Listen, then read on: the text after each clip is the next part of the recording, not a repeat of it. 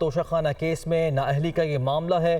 Election commission کے فیصلے کے خلاف عمران خان کی درخواست پر اسلام آباد ہائی کورٹ میں سماعت آج ہونے جا رہی ہے۔ چیئرمین پی ٹی آئی نے عدالت میں حکم نامہ کالعدم قرار دینے کی استدعا کر رکھی ہے۔ تو الیکشن کمیشن میں یہ توشہ خانہ ریفرنس تھا جس میں عمران خان کو نااہل قرار دیا گیا تھا۔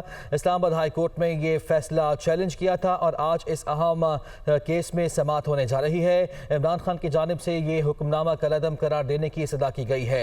توشہ خانہ کیس میں نااہلی کا یہ معاملہ ہے۔ الیکشن کمیشن کے فیصلے کے خلاف عمران خان کی درخواست پر اسلام آباد ہائی کورٹ میں سماعت آج ہونے جا رہی ہے۔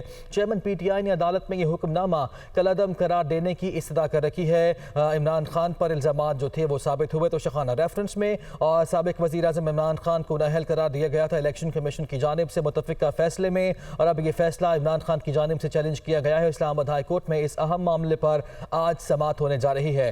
توشہ خانہ کیس ہے یہ جس میں نااہلی کا معاملہ ہے۔ الیکشن کمیشن کے فیصلے کے خلاف عمران خان نے اسلام آباد ہائی کورٹ سے رجوع کیا تھا۔ درخواست سماعت کے لیے مقرر کی گئی تھی اور آج اس پر اہم سماعت ہونے جا رہی ہے۔ چیف جسٹس اسلام آباد ہائی کورٹ جسٹس اطہر بن اللہ اس کیس کی سماعت کرنے جا رہے ہیں۔ چیئرمین پی ٹی آئی نے عدالت میں حکم نامہ کالعدم قرار دینے کی استدعا کر رکھی ہے۔ آپ کو اپڈیٹ کر رہے ہیں، یہ اہم معاملہ ہے اور آپ کو بتاتے چلیں کہ بیرسٹر علی ظفر نے درخواست دائر کی ہے۔ الیکشن کمیشن کا یہ فیصلہ کالعدم قرار دینے کی استدعا اس میں کی گئی ہے۔ سیکریٹری الیکشن کمیشن، اسپیکر قومی اسمبلی اور سیکریٹری قومی اسمبلی کو اس میں فریق بنایا گیا ہے۔ معاملہ ہے یہ توشہ خانہ کیس میں سابق وزیر اعظم عمران خان کی نااہلی کا۔ الیکشن کمیشن نے متفقہ فیصلے میں عمران خان کو 5 سال کے لیے نااہل قرار دیا تھا۔